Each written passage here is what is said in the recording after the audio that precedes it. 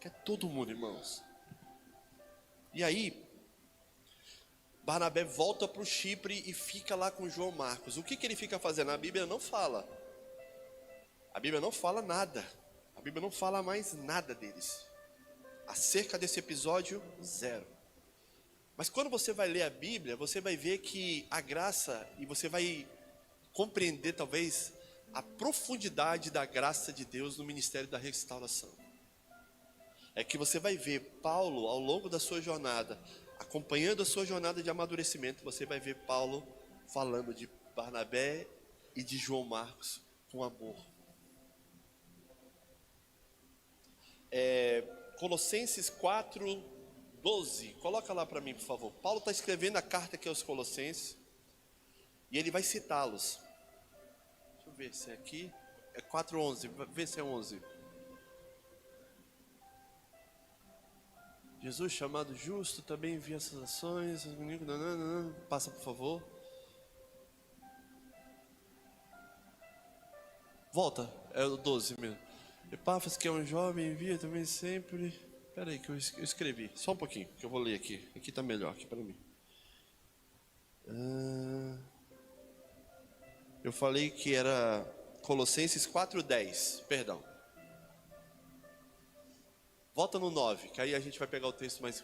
Ele irá com Onésimo, fiel e amado irmão, que é um de vocês. Eles irão contar tudo o que está acontecendo aqui. Está falando de Timóteo. Aristarco, meu companheiro de prisão, envia saudações, bem como Marcos, primo de Barnabé. Vocês receberam instruções a respeito de Marcos, e se ele for visitar vocês, recebam. Aqui nós estamos falando de um cara que já andou, viu? Aqui está para frente disso aqui. Isso aqui já andou mais, já está mais para frente. Vai em Filemão. Bom, você descobriu Obadias, agora você vai descobrir Filemão na Bíblia. Capítulo único, versículo 24. Tem uns livros bons na Bíblia, irmão. Assim como Marcos, o Aristarco, Demas e Lucas, meus cooperadores. Então você vai ver que ele está falando. Está falando deles aqui. E em 2 Timóteo, capítulo 4, versículo 11.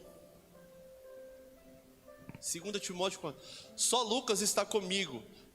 Aí ele diz assim, irmão, aqui está terminando. É uma das últimas cartas de Paulo.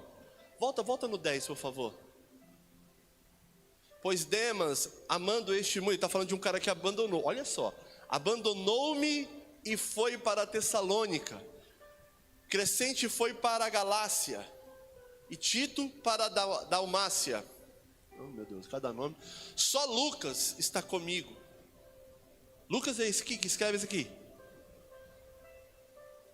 Traga Marcos com vocês, porque ele me é, vamos lá, ele me é para o... Aqui você vai ver o quanto que a graça penetra no coração de um homem e fala assim, ei. Se a missão é maior do que você, o combustível da missão é a graça. Ela também é maior do que você. E aqui você vai ver que a restauração no coração de Paulo, ela vai acontecendo. Porque ninguém quer perto aquele que você um dia quis longe. Não, esse cara perto de mim não. Some daqui. Mas aí o amor tem as suas cordas. E aí ela vai trazendo. E devolve a pessoa para o seu lugar. Agora entenda que tanto para Marcos quanto para Barnabé teve um ponto interessante aqui. Não fala mais de Barnabé, porque Barnabé cumpre a missão dele aqui, que é o quê? Devolver Marcos para a missão. A missão de um restaurador é devolver a pessoa para a posição dela. E se preciso for, morrer no anonimato. A igreja, ela cumpre esse papel. Irmãos, talvez nós sejamos, nós venhamos a ser a igreja mais relevante aqui de Montemor. Mas se nós tivermos que ser a igreja mais anônima aqui, esse glória a Deus precisa ser o mesmo.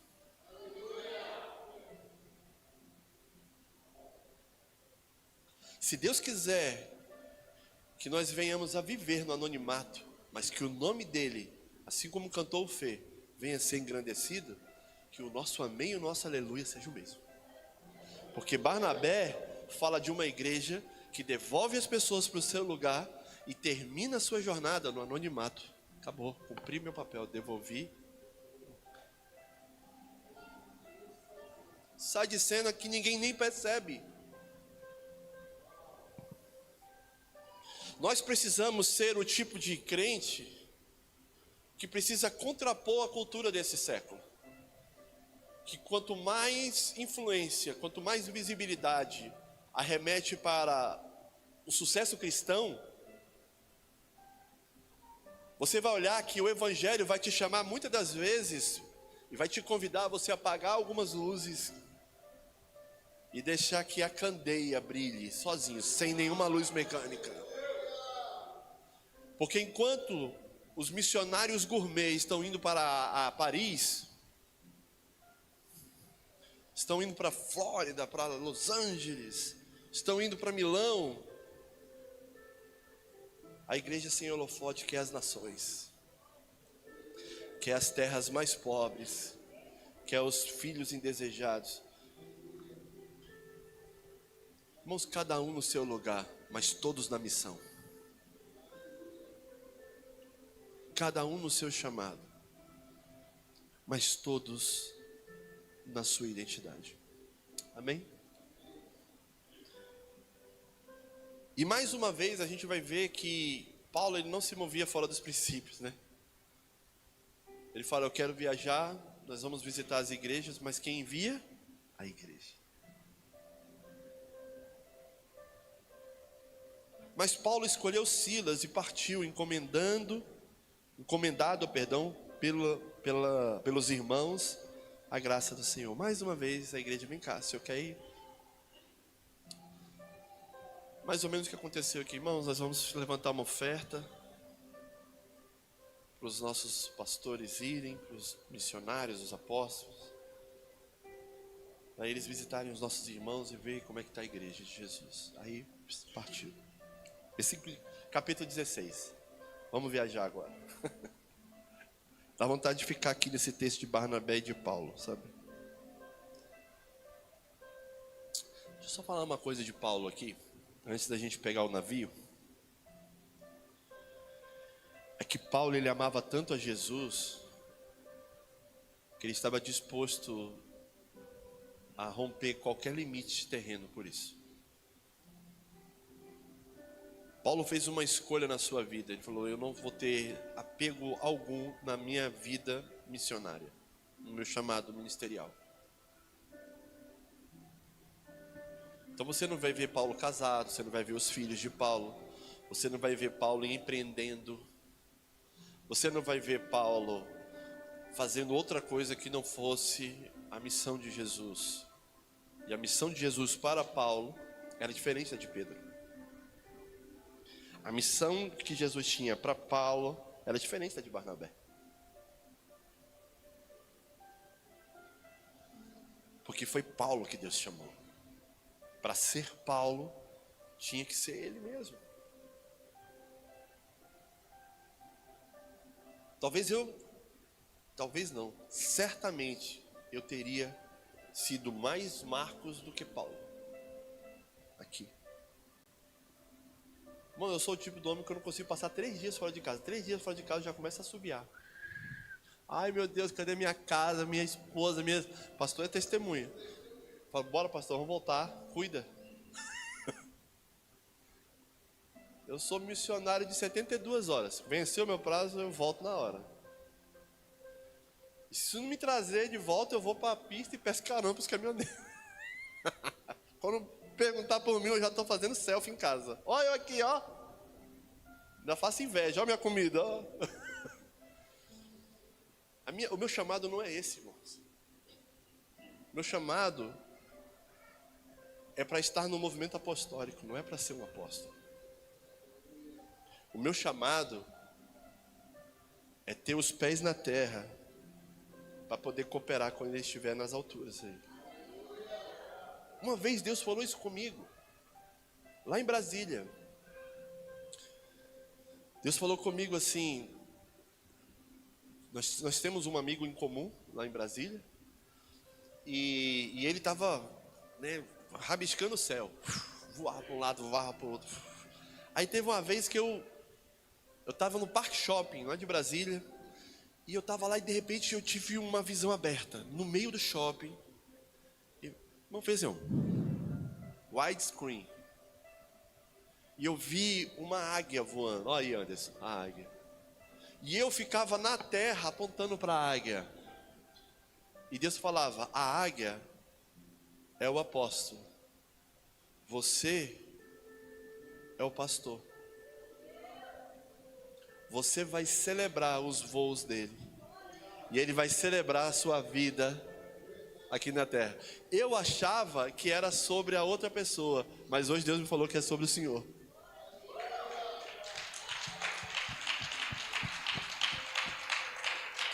E você sabe qual que é o maior desafio meu? É explicar para quem não entende que está tudo bem, né, pastor?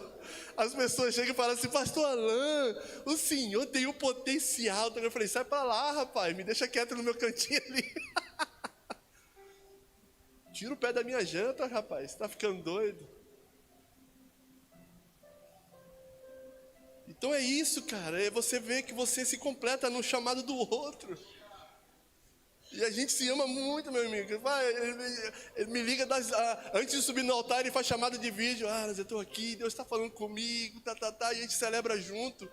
Cara, é crise zero. É crise zero. Você está ouvindo aqui de um cara que poderia estar fazendo qualquer outra. Glorifica a Deus. Ele poderia simplesmente desistir. Ninguém me quer. Quando Paulo recebeu o Senhor e ele fugindo daqueles irmãos que queriam matá-lo, ele voltou para a sua cidade. Ele foi para Tarso. Lá ele passou alguns anos. Dentro da teologia, você vai entender que ele passou aquele tempo ali no anonimato, e ali ele teve o discernimento mais claro. Na verdade, o que Paulo fez? Ele foi para um lugar onde ele silenciou todas as vozes, para poder potencializar aquilo que Deus falou para ele. E ali ele ficou ele e Deus. E quando ele volta em cena, ele só volta porque existe um Barnabé. Quando o Barnabé chega em Antioquia, ele vê que a igreja está crescendo, mas ele fala assim, essa igreja precisa de alguém. Saulo. E ele vai lá falar com alguém que a igreja de Roma rejeitou, que a igreja de Jerusalém rejeitou, que parte dos judeus, da comunidade judaica, queria matá-lo, que a sua família nem mais o reconhecia, que o seu maior discipulador, Gamaliel, já não falava mais no coração. Então Paulo viveu na pele o que João Marcos viveu. Por isso que Barnabé insistiu.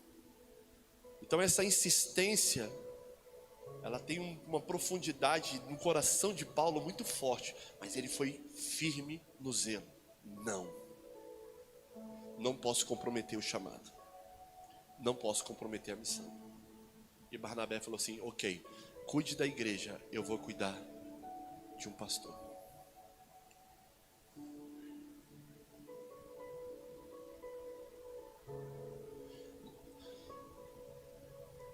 Quando eu li esse texto aqui, Deus falou muito comigo com a minha relação que eu tenho com o meu pastor. Eu amo o coração do meu pastor, mas tem coisas que eu e ele, nós não pensamos na mesma coisa. Nós nunca discordamos de nada bíblico. Mas ele foi chamado, o chamado dele é restaurar pastores, restaurar sacerdotes. E o meu chamado foi ter o ministério aos santos, a igreja. O Espírito Santo falou comigo, Você na sua medida, ele na medida dele. Amém. Quando o pastor Alexandre foi chamado para o ministério apostólico, eu chamei ele num canto e falei com ele: pastor, Deus me deu um discernimento. E falei para ele: ó, muitas pessoas vão se chegar perto do Senhor. Vai vir muita gente precisando de ser reposicionado, mas vão vir também ladrões da unção. Aqueles que só vão querer receber a tua unção, beber da tua unção e ir embora. E toda vez, eu vou falar isso aqui, não é com babação, não é com subserviência, porque eu sou um homem, eu não sou um menino. Eu tenho as minhas marcas, já andei, né, como diz o Alessandro Vilas Boas, já estive em outros lugares. Já andamos, já.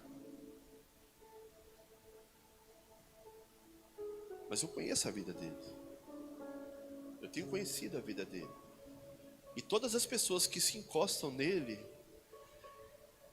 ele tem um coração muito grande. Ele vai intenso. Eu dou 2 passos para trás.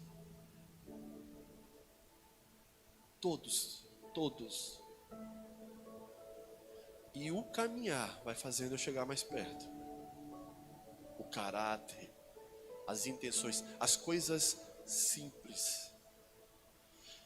A gente patina nas coisas simples, não são nas grandes coisas. Paulo aqui estava falando mais ou menos o quê? O básico, ele errou no básico, cara. Ele feriu a missão. Foi o básico. Nós quase morremos, eu fui apredejado, você lembra, Barnabé, que eu quase morri. Esse cara correu. Tá bom, Paulo, mas você foi restaurado, a gente precisa restaurar o menino. Vamos levar o menino com a gente, vamos passar mais tempo com ele, vamos mostrar para ele, vamos ministrar o coração dele. Não vou botar a missão a perder. Ok, então eu vou para cá, você vai para lá. Eu respeito a unção que você carrega, você respeita a minha medida, tá bom? Tá bom? E fora.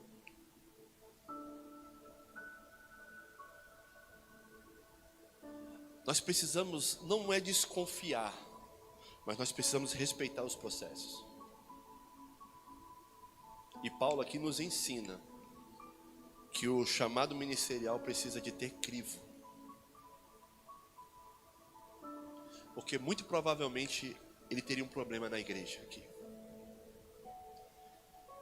E muito provavelmente ele prejudicaria aqui um rapaz chamado Silas. Não tem errado nessa história. Tem um propósito. Tem amor, tem zelo, tem paixão, tem fogo. Tem compaixão. Tem misericórdia. E esses são dias onde o Senhor está trazendo isso de volta da igreja. Porque ou a gente vê uma igreja muito inclusiva, ou a gente vê uma igreja muito fechada. Então, ou é muito aberto e acaba que você perde e fere a sua identidade. Você vai ver um povo extremamente religioso e para proteger a identidade, eles fazem o quê? Eles matam. Se preciso for, peguem armas. E aí, quando você olha para o coração do pastor da igreja, Jesus, você vai ver isso aqui, ó. Zelo se transformando em amor. E repetindo aqui uma frase que está sendo bem dita aqui na igreja, repetidamente: o amor de Deus não é romântico, ele é processual. E aí eles vão para a igreja, saem da igreja, estão sendo enviados agora. Paulo pega o seu companheiro, o mais novo passageiro do trem das emoções, que andar com Paulo, meu irmão, era o seguinte: tá vivo agora, daqui a pouco pode não estar. Eu acho que Silas depois, quando ele olha, ele fala assim: rapaz, eu era bem e não sabia. Poxa, João Marcos, por que você fez isso? Era tu aqui. Mas enquanto o alvo de Paulo era a missão e o alvo de Barnabé era João Marcos, Jesus tinha um alvo maior. E esse alvo tinha nome tinha cidade e tinha família. Timóteo. Foi aqui, no capítulo 16, que Deus entregou um dos pastores mais bíblicos da igreja. Incrivelmente relevante.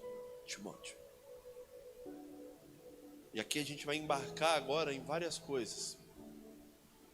Eu fiz um pequeno resumo aqui do capítulo 16, para a gente só abordar, mas no capítulo 16, Paulo encontra com Timóteo, logo de cara. Depois Paulo tem uma visão com o homem da Macedônia, quando ele tem uma visão, que aparece um homem em pé dizendo: Paulo, passe para cá. Chamado. Aqui a gente vai entender sobre um alinhamento da missão. É mais ou menos assim: Deus te dá uma visão, acredita nisso que eu vou te falar. Dentro da visão tem outra visão. Toda vez que Deus te dá uma visão, Ele vai chamar você de novo para olhar de novo. E muitas das vezes Deus vai chamar alguém para olhar por você. Porque uma coisa você vê, aí tem outra pessoa que chega e fala assim: então, eu estou vendo isso. E você fala: cara, eu não vi isso não. Né? Por isso que é interessante, toda vez que você tiver uma visão espiritual de algo, compartilha com alguém bíblico, alguém sério, alguém que tem uma capacidade de discernir isso, para você poder ver aquilo que você ainda não enxergou. E aqui esse homem da Macedônia vai falar de uma clareza dentro da missão. Tem a conversão de uma mulher chamada Lídia, uma mulher muito nobre. Tem uma passagem no versículo 16 que é interessante, que os homens que alvoroçaram o mundo. Chegando aqui, ó, aqueles que traz alvoroço. Você lembra de Elias? Quando Elias chega a Acabe, e Acabe fala assim: és tu o perturbador de Israel? Aí Elias fala assim: é nós mesmo. É mais ou menos isso aqui, ó. É você, cheguei. É você o perturbador de Israel, Elias? I am. Eu gosto de ter assim, amostradinho, né? Acho que foi aí que nasceu esse meme. Depois, no versículo 19, tem o discurso de Paulo, lá no Areópago. Discurso muito importante. E aqui, no capítulo 16, Paulo escreve a carta à igreja de Tessalônica, 1ª e 2ª Tessalonicenses. Então tá tudo isso aqui. Acabou que eu nem bebi, minha filha. Perdoa eu, tá? Pode notar que o pastor paga, tá? Anota na minha comanda aí. Bom, quem quiser café tá pago, viu? Ali atrás. Amém? Então vamos falar um pouquinho de Timóteo aqui. E a gente segue na próxima aula. Eu quero ser mais pontual. Versículo 1. Chegou a Derbe e depois a Listra, onde vivia um discípulo chamado Timóteo. Interessante que Timóteo ele não foi convertido aqui, ele já era convertido. Lembra da primeira viagem que Paulo teve nessa cidade? Então Paulo está voltando agora. Tem aquele mapinha, Davi? Cadê o Davi? Paulo agora está voltando para visitar as igrejas de novo. Então a briga tem uma causa. Ele brigou com Barnabé. E o que ele fez? Agora vamos visitar os irmãos. Chegou lá. Ó. Aqui é Antioquia. O que Barnabé fez? Barnabé brigou com Paulo, ele foi para Chipre, pertinho. Paulo não, Paulo pegou e subiu o mapa. Bateu lá em cima, lá, ó, Listra e Pergue. Listra e Derbe, perdão. Aqui, ó. Subiu. Passou direto. Foi buscar um pastor.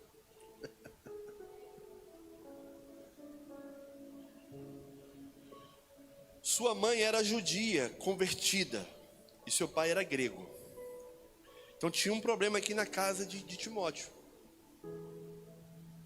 Porque em nenhum momento você vai ver que eles tinham um problema teológico aqui, bíblico. Não, a igreja, o pai era grego, não tinha problema nenhum.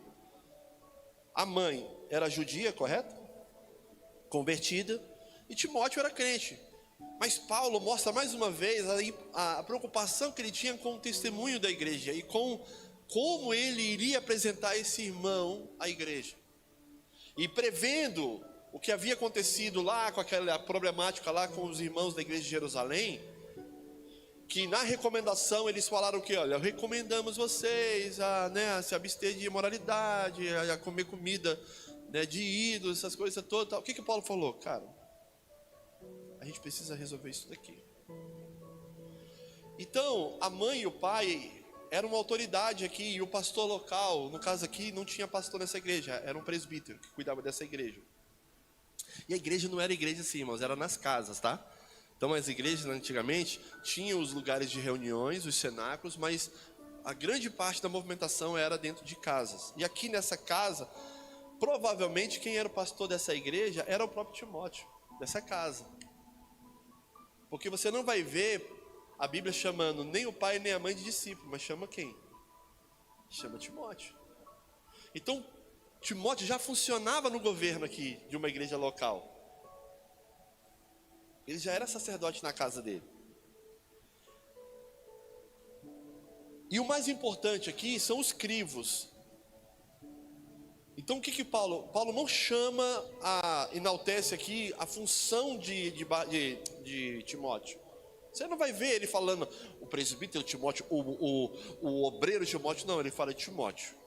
Mas ele exercia uma função ali de cooperador, de discípulo. E aí, logo em seguida, ele vai olhar as credenciais desse irmão, porque ele queria levar ele. Paulo olhou e falou assim, é ele que o Espírito Santo mandou buscar. É mais ou menos o que Samuel fez na casa do pai de Davi, de Jessé. Eu vim buscar o novo rei de Israel. Então quando Paulo chega na casa da mãe dele, do pai dele, fala assim, eu vim buscar o novo pastor da igreja de Jesus. Só que tinha o quê? O crivo. E qual que era o crivo aqui? Era a igreja. Os irmãos de Listra e Icônio faziam o quê?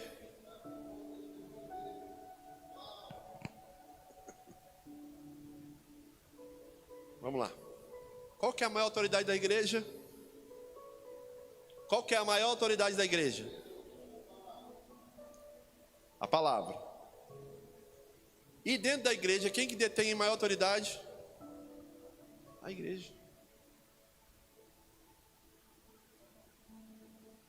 Porque você só tem autoridade como igreja se ela emana da palavra. E se você sair fora da palavra, você é obrigado a reconhecer, como Pedro fez. Nós somos obrigados a reconhecer que saiu do meio da gente um povo que não fala sobre a gente, não tem a nossa aprovação, que não expressa a vontade de Deus, falam deles mesmos. Quando você é bíblico, você é obrigado a seguir os padrões da palavra. E aqui a única autoridade que tinha para validar aquilo que Paulo queria fazer é a igreja. A igreja falou assim, a gente dá testemunho, a gente dá bom testemunho. A gente não dá só do testemunho, a gente dá bom testemunho dele.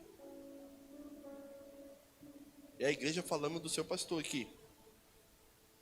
Paulo, querendo levá-lo na viagem, circuncidou por causa dos judeus. Aí Paulo vai para um nível agora, olha só, pega isso. Isso é muito empolgante. Primeiro crivo que ele chega é a casa.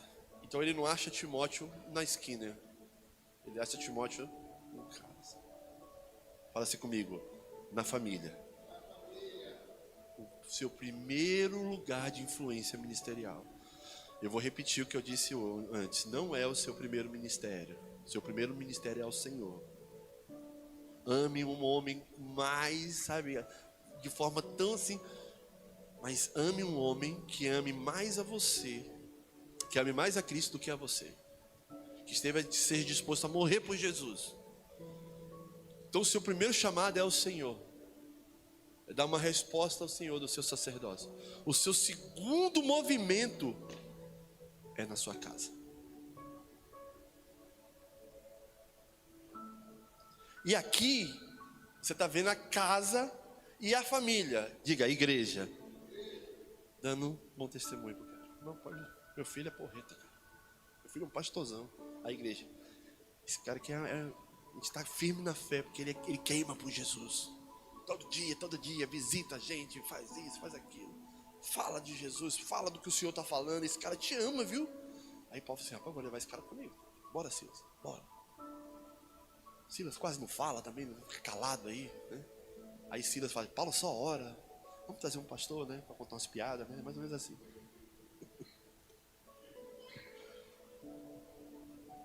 Irmão, tem que ter um pastor entre um apóstolo e um missionário, e um evangelista. Senão não tem piada. Quem conta piada é pastor.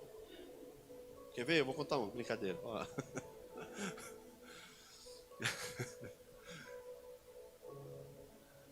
Paulo, querendo levá-lo na viagem, circuncidou-o por causa dos judeus que viviam naquela região, pois todos sabiam que o pai dele era grego. Aqui parece uma situação justa. Para Paulo era simples. Para Timóteo, meu amigo, era estabelecer uma nova voz para sempre na vida dele.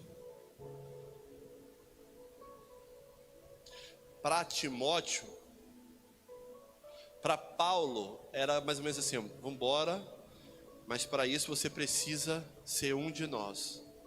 Para Timóteo, para ser um de nós, eu não consigo mais ser o mesmo. Se já estava bom para entrar, agora o crivo para andar é outro. Deixa eu te falar, dar o bom testemunho credencia você a entrar na comunhão. Mas é só uma aliança que faz você andar na koinonia.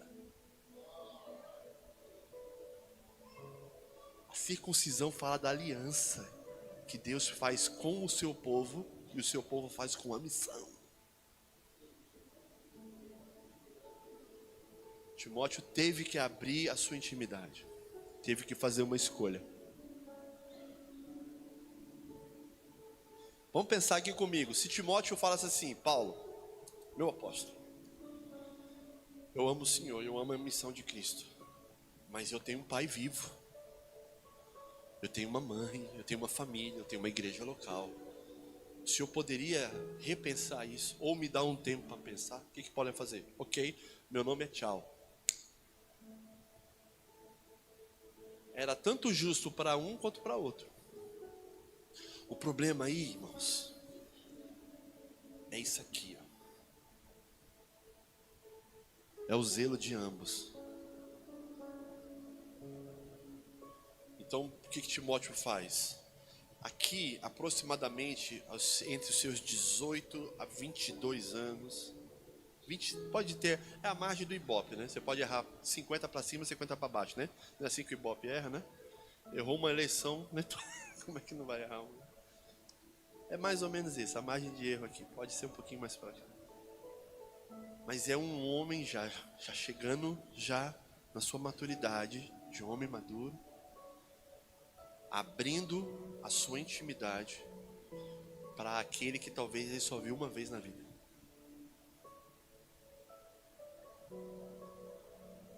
Mas que carregava uma mensagem que mudou a sua vida.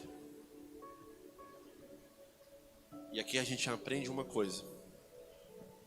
Quando nós nos deparamos com a missão, a gente não pode perder tempo.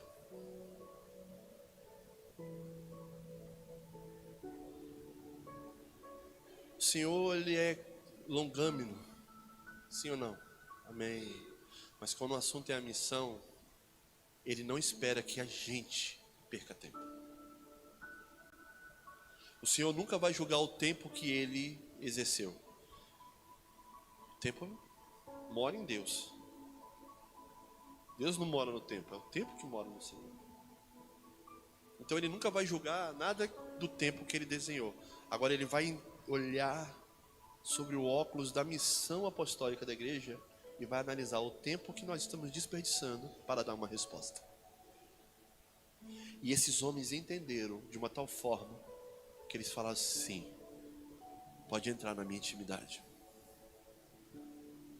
Eu decido mudar a minha trajetória a partir de agora e me tornar um com o Senhor.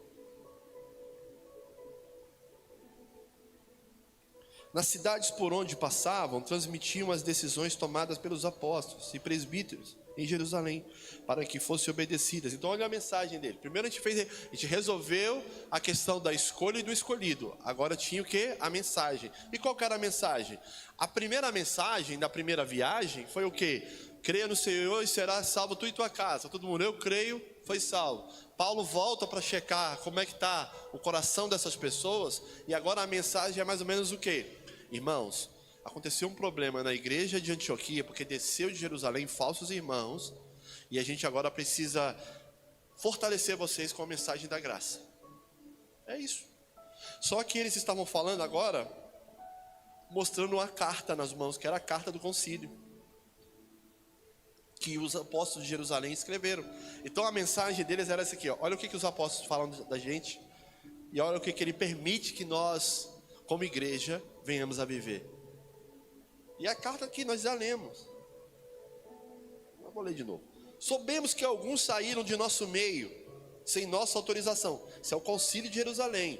Pedro, Tiago, os presbíteros e os homens maduros escreveram essa carta aqui.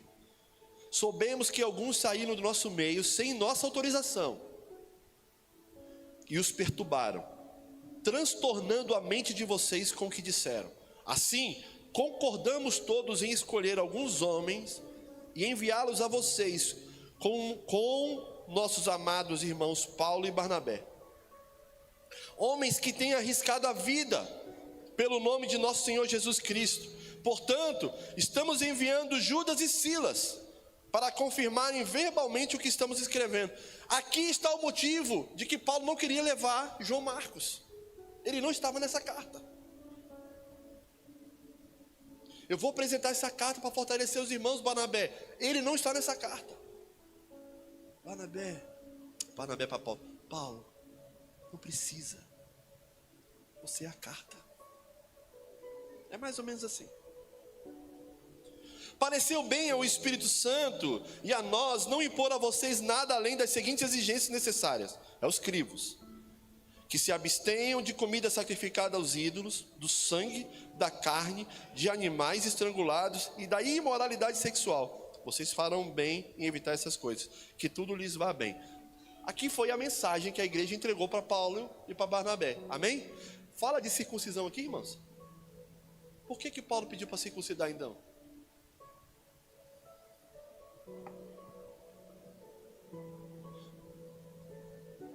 Existe um nível que você precisa andar.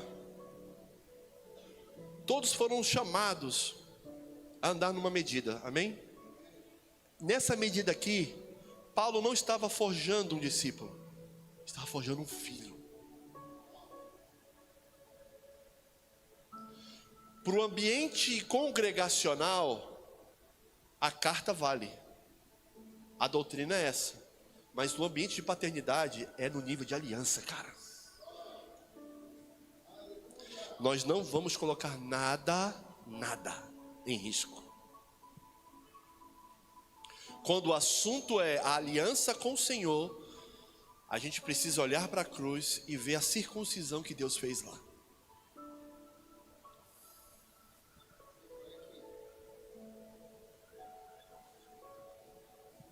Coloca em 2 Timóteo 1, 2, por favor. 2 Timóteo 1, verso 2. Olha como é que Paulo fala de Timóteo. Olha ali.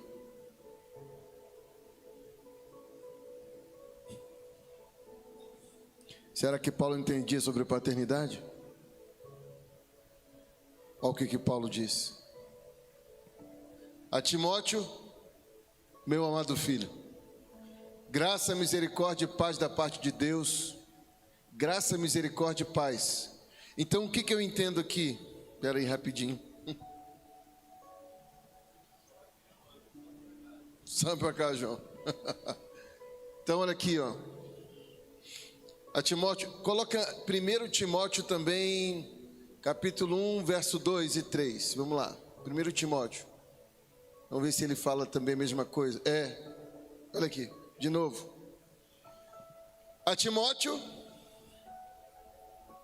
Agora, por que ele se tornou verdadeiro filho na fé? porque ele foi circuncidado. Quem é um verdadeiro filho na fé é quem se permite ser circuncidado. E como é que era a circuncisão?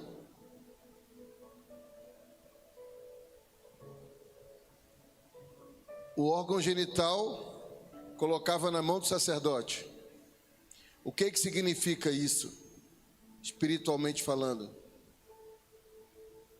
É um filho que decide colocar sua intimidade na mão de um pai.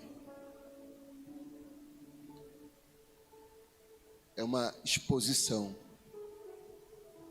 Não existe paternidade e filiação sem exposição. Não existe.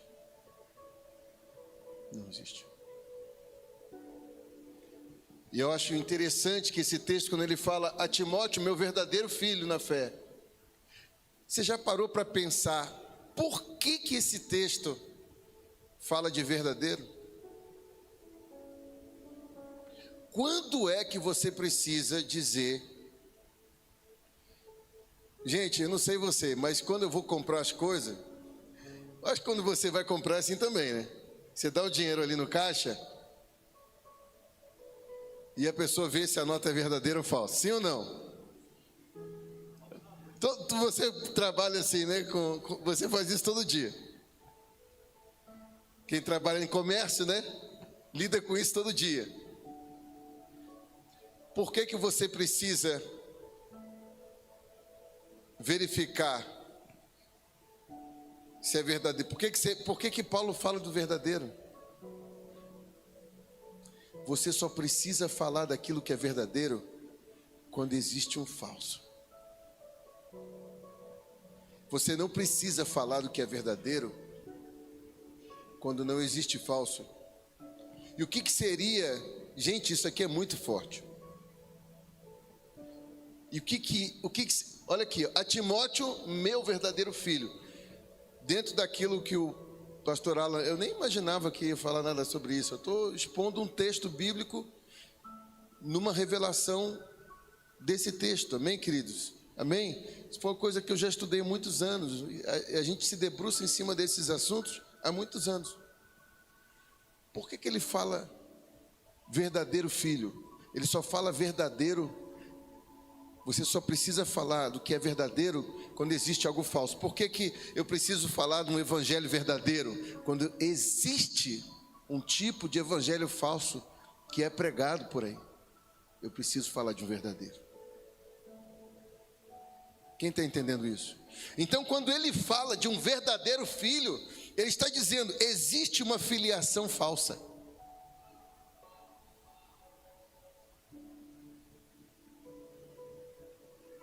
E o que é uma filiação falsa? É uma falsa aliança. É uma aliança da aparência, mas não é uma aliança de intimidade. Isso é muito, Zeco, isso é muito forte.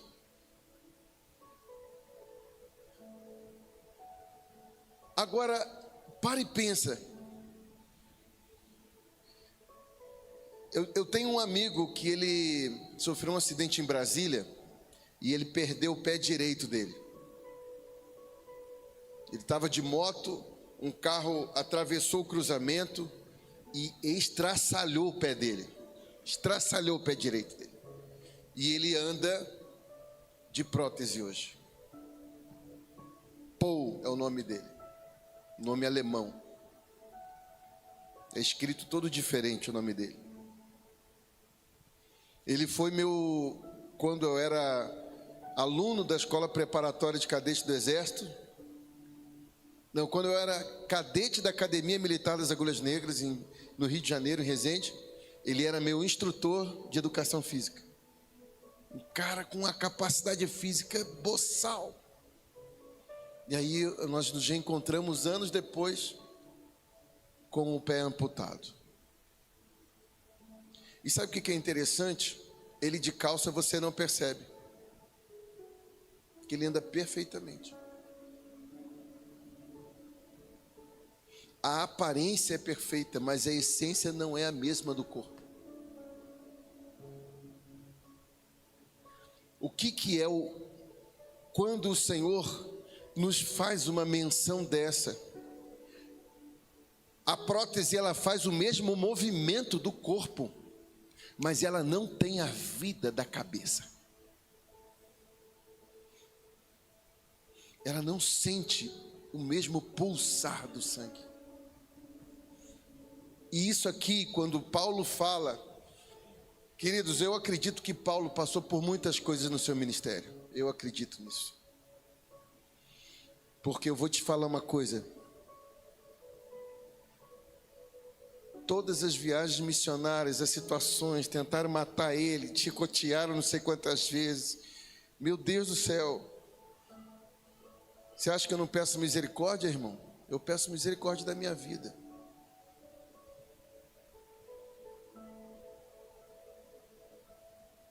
Eu não vejo nem nada disso que a gente tem feito como viagem de turismo. Não vejo, não. Nenhuma, nem um pouquinho. Eu tenho muito temor no meu coração, porque eu sou um pai, sou um marido.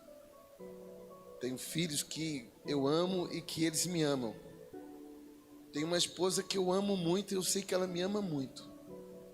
Tenho uma igreja que eu amo muito a igreja. Então, quando eu olho para o que Paulo passou, irmãos, eu só peço uma coisa para Deus: Senhor, me dê graça. Me dê graça para receber chicotadas. Me dê graça para passar as lutas, os apuros que esse homem passou. Porque quando Paulo diz isso, irmãos, eu vejo o homem carregado de uma história. Porque diante de tantos que passaram, ele vira para Timóteo. Fala: Timóteo, você é um verdadeiro filho. Uma das últimas cartas. Você é um verdadeiro filho. Porque nessa história eu já vi muita coisa falsa. Eu vi muitas partes, porque esse exemplo do Paul que perdeu o pé, esse meu treinador, ele foi meu treinador, cara, de atletismo. Eu corri 100 metros durante muito tempo, corri 200, e depois de um tempo que eu deixei de ser velocista e fui ser arremessador. Eu era forte, irmão. Hoje eu estou magrinho. E quando eu olho, eu olhei, eu não sabia. O Paul estava andando tranquilo, de calça. De repente o Paul levanta a calça. Cara, eu tenho um choque. Cara, o que aconteceu, Paul? Um acidente. Aí ele começa a me contar. E aí o que a gente aprende, querido? Que um membro, uma prótese, não tem a mesma vida de um membro, mas faz o mesmo movimento que um membro faz. Faz o mesmo movimento, movimenta do mesmo jeito.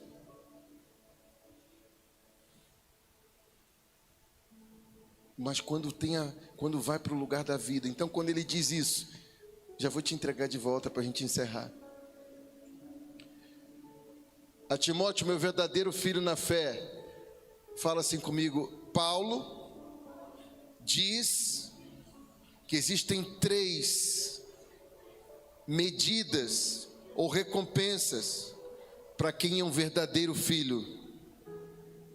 Fala assim comigo: a primeira medida é uma medida de graça.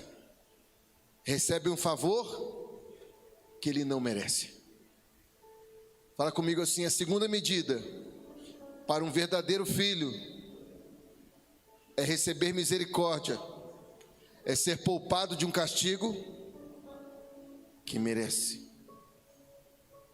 E a terceira medida é a medida de paz, que encontra um lugar de descanso no Senhor.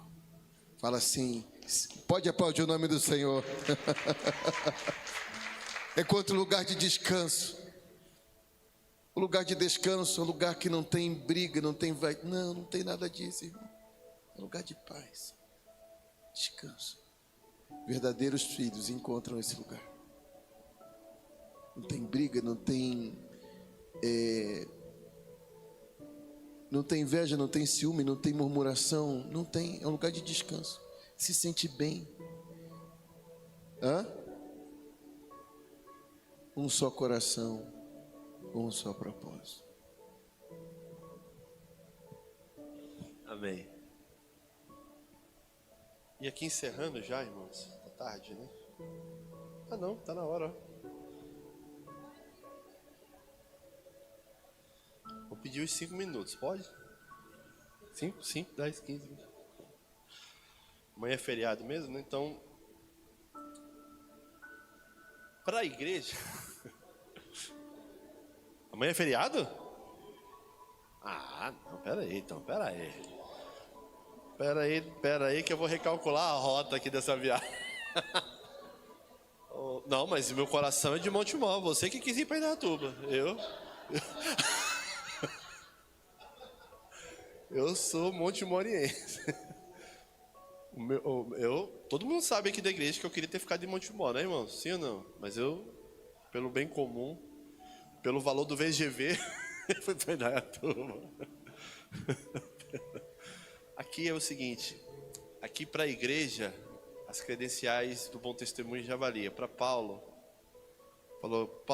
Timóteo, para andar no nível de paternidade tem que circuncidar. Não estava na carta.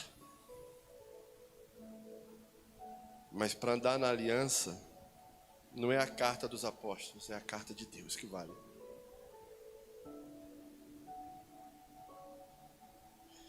E de forma muito direta para nós e indireta para Timóteo, Paulo estava mandando uma mensagem. O seu ministério é apostólico, meu filho. E você precisa ter todas as credenciais para isso.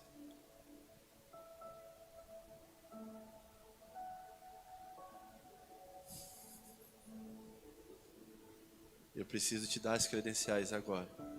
Então, em algum momento da nossa trajetória, o Senhor vai nos convidar a andar em medidas que a nossa mente não entende, nem tem escrito. Eu não estou dizendo que você tem que fazer coisas que não estão escritas na Bíblia. Você nunca vai ouvir eu falar isso. Mas existem coisas que a Bíblia não fala diretamente. Mas a palavra do Senhor nos convida a refletir. Um exemplo disso. A Bíblia não fala nada sobre suicídio. Se você olhar, pastor, quem tira a sua vida? Vai para o inferno ou vai para o céu? Pode ler, você não vai achar nada. Você vai achar que o quê? Que a vida é um dom de... Então, se é um dom de Deus, tem uma origem nisso. E toda vida que Deus dá para o homem, ela dá segundo um propósito. E seria mesmo necessário você interromper isso agora? Então você perceba que é um chamado a uma reflexão, coerência. É uma vida cristã coerente que a Bíblia está te apresentando. Você vai ver um monte de sugestões. Ah, mas isso, ah, mas aquilo. Eu acredito no aferidor da misericórdia. Porém, nós não temos direito de colocar um ponto final onde Deus não colocou. É simples. Amém? Então aqui Paulo estava falando para Timóteo, para você andar numa medida maior, a aliança é maior. E o cuidado que nós devemos ter com relação a isso é examinar as Escrituras.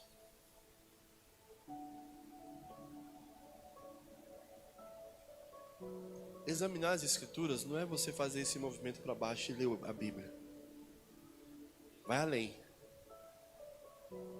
Porque quando os fariseus iam confrontar Jesus, eles faziam o que? Está escrito. Mas Jesus falava também o que? Também está escrito. Então ele trazia o que? Uma visão ampliada sobre o que dizia o texto. Então muitas das vezes o que nós estamos lendo não é o que Deus está falando. É o que nós queremos ouvir.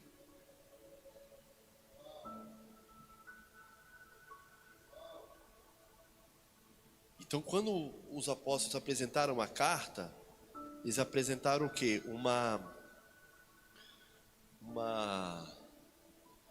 Um veredito, um testemunho. Tem aqui, uma prova incontestável de que eles estavam autorizados a prosseguir com o avanço da igreja, com a missão da igreja. Mas quando o assunto era um sacerdote, um pai, não era mais uma carta, era uma aliança. Aqui é um compromisso aqui. Aliança é um compromisso. E o que Deus está hoje falando no nosso coração, no nosso espírito. Você só vai conseguir ser filho se um dia você reconhecer um pai.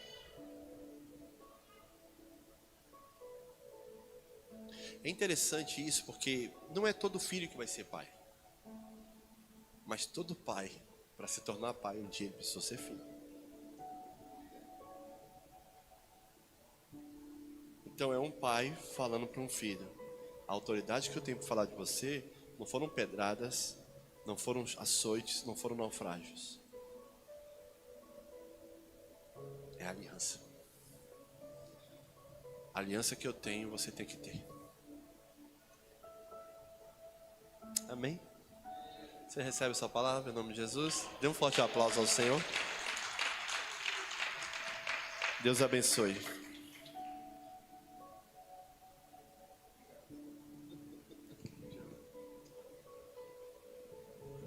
Vamos orar, queridos?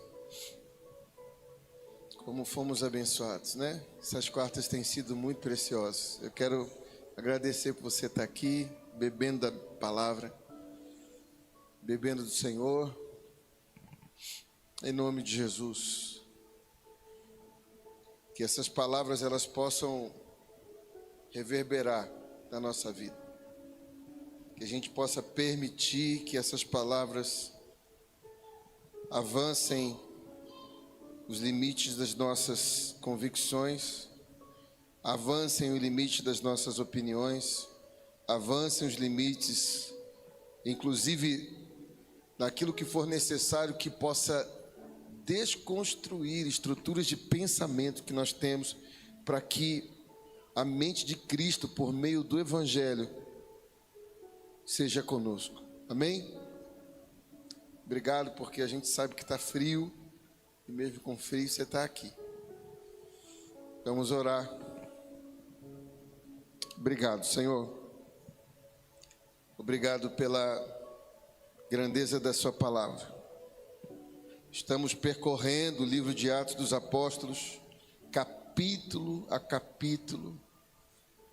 E eu acredito que na medida em que avançamos com os textos, no reino do Espírito, o Senhor também vai trazendo clareza, sinalizações.